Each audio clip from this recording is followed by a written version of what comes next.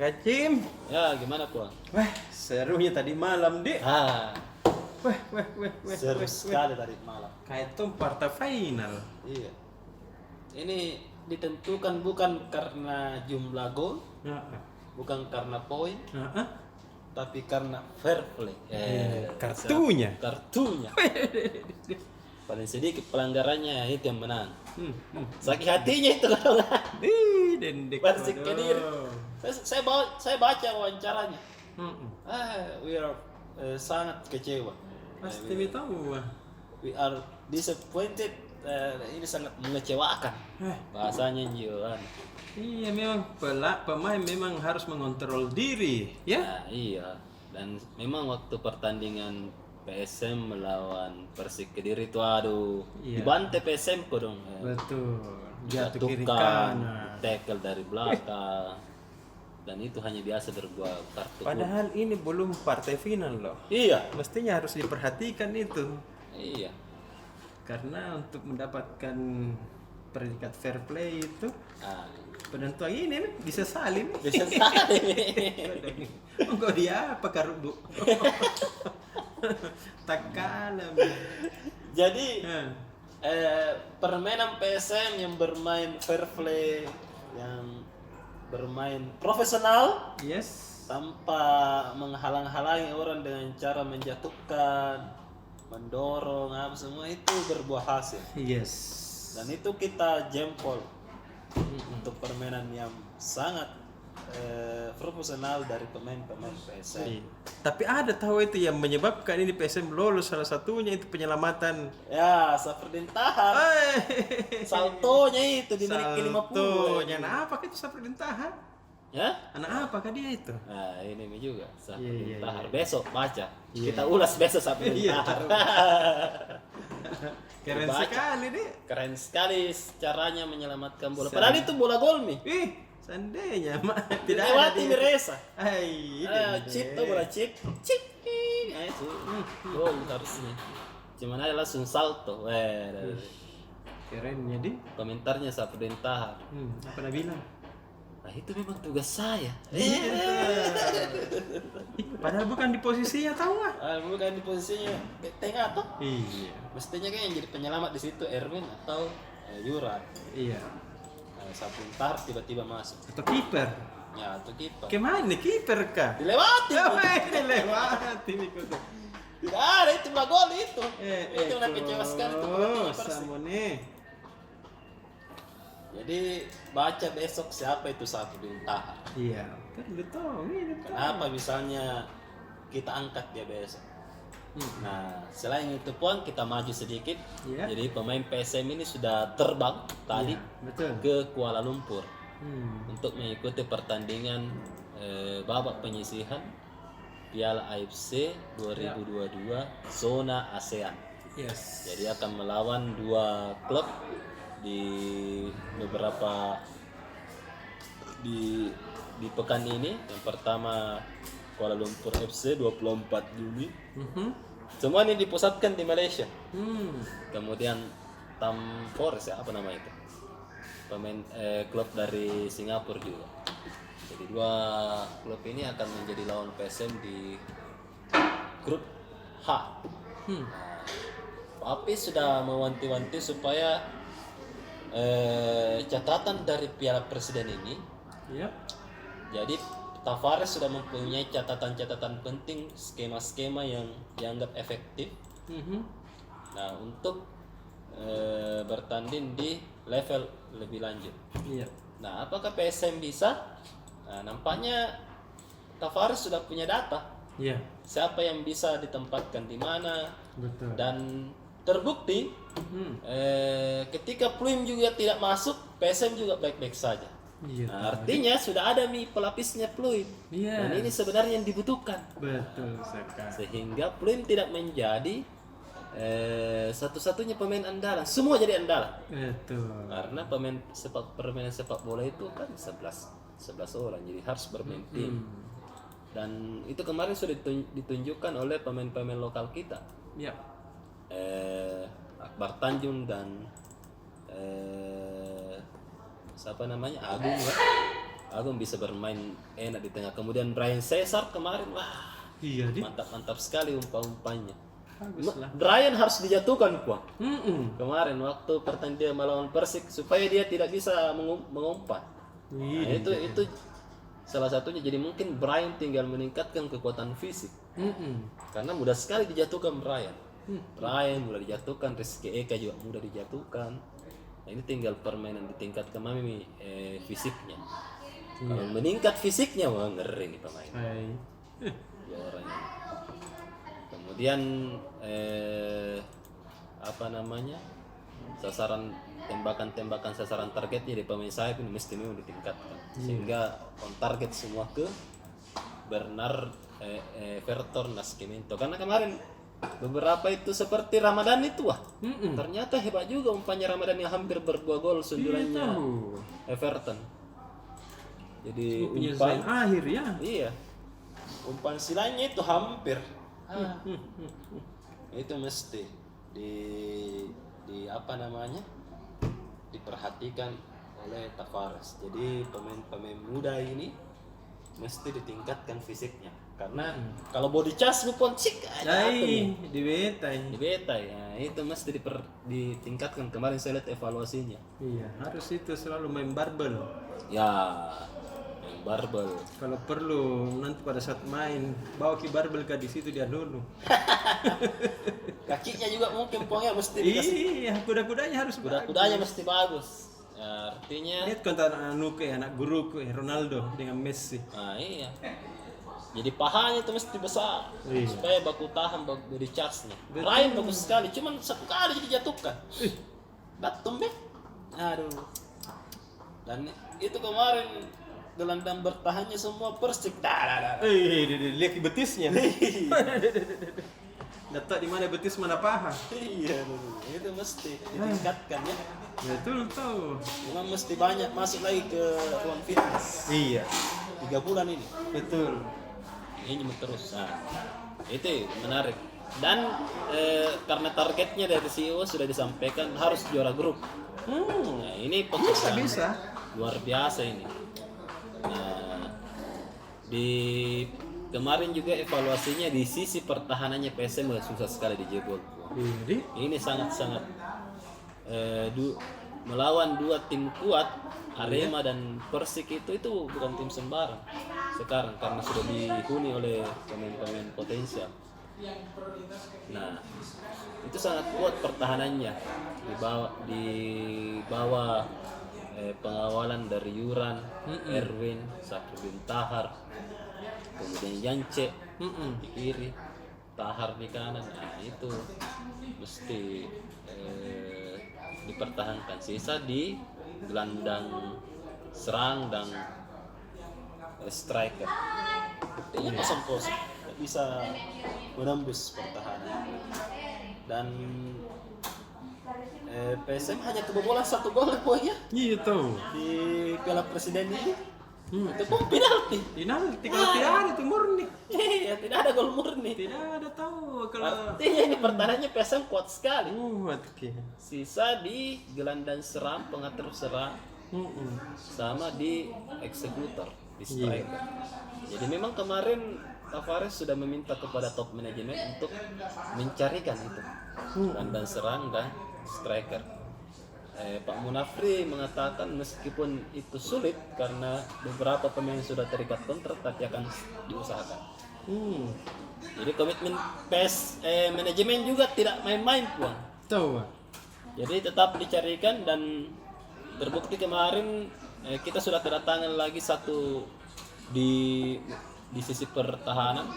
Harlan sudah direkrut, salah satu penjaga gawang Persija Jepara yang kemarin juga membawa kemenangan promosi Persis Solo ke 3-1. Jadi ini memang harus dicari siapa sebenarnya gelandang serang yang bagus. Iya deh. Nah, sambil ditingkatkan kondisi fisik dari gelandang-gelandang sekarang.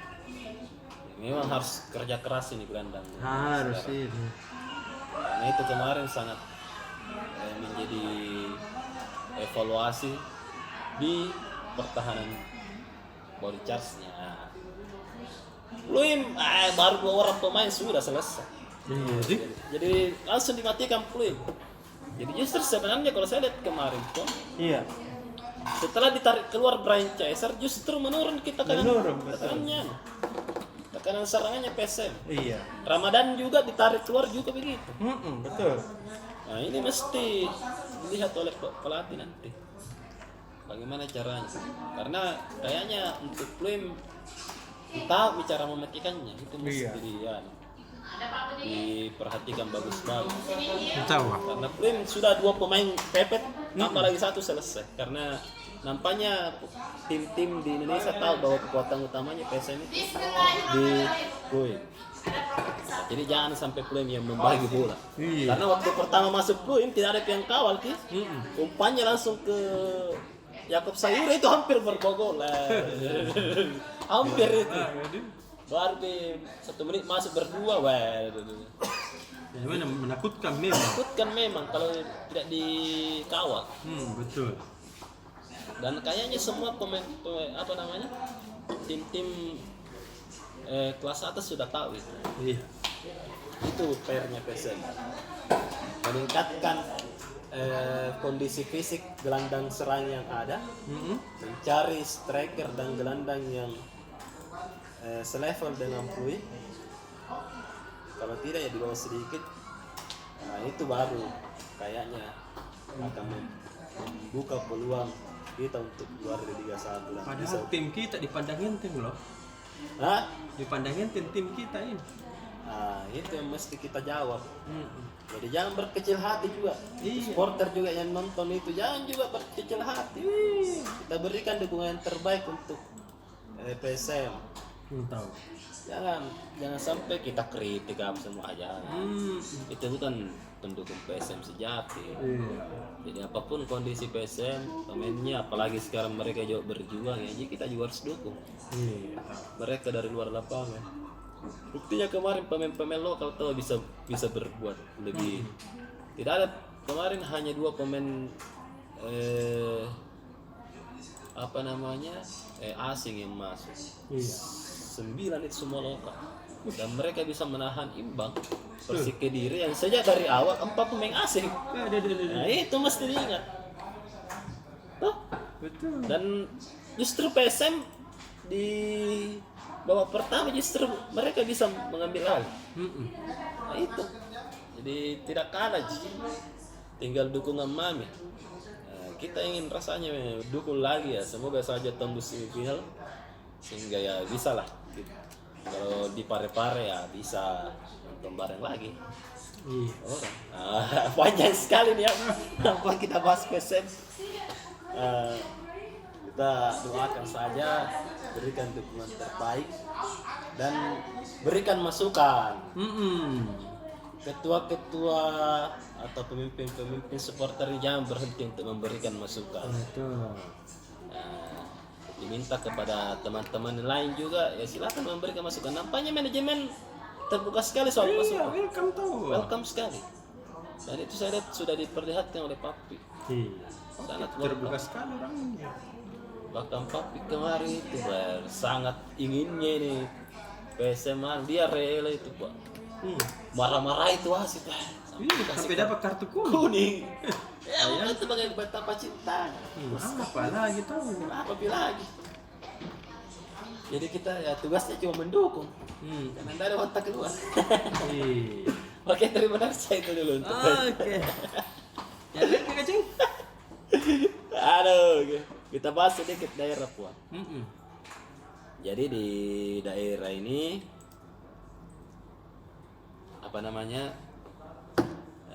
di daerah ada 2. Yang pertama pemerintah provinsi menyalurkan bantuan keuangan ke 6 kabupaten. Jadi nilainya itu beragam, mulai dari 7 miliar hingga 12 miliar. Jadi ini bantuan spesifik. Misalnya di gua untuk perbaikan saluran air di Paraloy yang selama ini daerah banjir. Kalau kita ke Malino Puang, kita lihat selalu itu aliran airnya itu tidak masuk ke jalanan. mungkin kalau teman-teman yang lain yang pernah ke sana sehingga membuat jalanan rusak, itu yang mesti diperbaiki. Kemudian jalur-jalur kota juga di dalam kota di kota Summiasa. Kemudian di Wajo ada bantuan infrastruktur sama Sutra. Kemudian di Bantaeng yang juga menjadi daerah banjir kalau musim hujan, itu akan mendapat bantuan untuk perbaikan cak dam, bendungan-bendungan di sana ya, supaya bisa diatur alur-alur airnya. Seperti itu. Jadi bantuan-bantuan spesifik yang dibutuhkan oleh daerah. Ya daerah sekitar ya. Jadi kalau NAMI itu di sekitar 7 sampai 8 miliar. Wah, itu bisa sekitar hampir 30 miliar. Lebih lagi. Lebih dari 30 miliar untuk bantuan itu. Dan itu besar. Nah, semoga ini saja bisa membantu meringankan bencana-bencana di daerah itu dan meningkatkan ekonomi dari karena kan beberapa tahun belakangan ini setiap musim hujan itu apalagi pada saat intensitasnya tinggi pasti banjir di kota. Ini mesti diselesaikan. Dan karena anggaran pemerintah daerah level kabupaten kota itu terbatas, sehingga memang perlu bantuan dari pemerintah di atasnya, provinsi ataupun pemerintah pusat. Nah, karena daerah-daerah itu masuk wilayahnya pemerintah daerah tingkat kabupaten dan kota, maka tidak boleh dikerjakan oleh provinsi, sehingga dikasih dana hibah. Ini dana hibah kau kerjakan ya. Nanti laporkan hasil pengerjaannya. Iya. Jadi meskipun itu dana hibah, mesti jelas juga pertanggungjawabannya. Iya tahu. Karena itu akan nanti menjadi dokumen yang akan diperiksa oleh Badan Pemeriksa Keuangan. Benar tidak ini pengeluarannya? Betul. Jadi mesti niatnya baik, jadi mesti juga dijalankan dengan benar, baik dan benar. Cek nanti seperti itu. Dan itu ya semoga saja bisa ya. Karena kan mungkin dana itu berbarengan juga dengan dana pemerintah daerah. Iya, jadi nanti akumulasi untuk dikerjakan. Sehingga ya bisa lah menyelesaikan. Seperti itu. Kemudian selanjutnya di Kabupaten Goa, ini tadi menarik sekali karena Partai Amanat Nasional yang dipimpin oleh